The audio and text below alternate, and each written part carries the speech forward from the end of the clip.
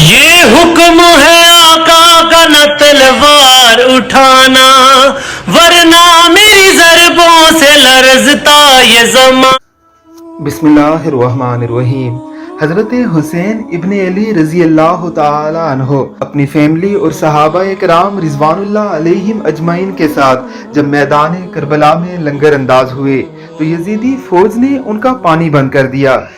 اسی حوالے سے اس نوجوان نے کیا خوب کلام پڑھا ہے، ذرا دیکھیے اس مختصر سی ویڈیو میں۔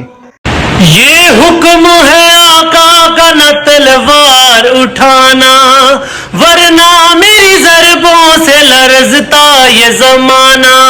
یہ فوج جفاکار یہ ظالم کا ٹھکانہ، ایک نیز سے نقشہ ہی بدل جائے گا سارا۔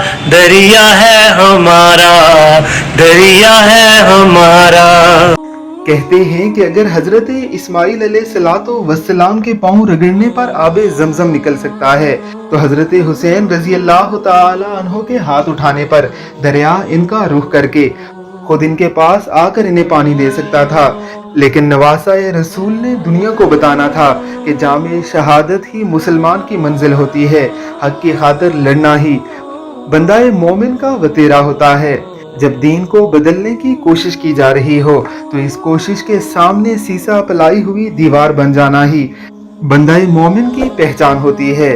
اللہ رب العزت کی کروڑوں رحمتوں کا نزول ہو ان اہل بیت عظام اور صحابہ کرام پر جنہوں نے دور رسالت مآب پایا اور آپ علیہ الصلوۃ والسلام کے دین کی خاطر اپنی جانیں لٹا کر ہمیشہ کے لیے امر ہو گئے۔ آپ کو اس نوجوان کی آواز کیسی لگی ہمیں کمنٹ باکس میں ضرور بتائیے گا۔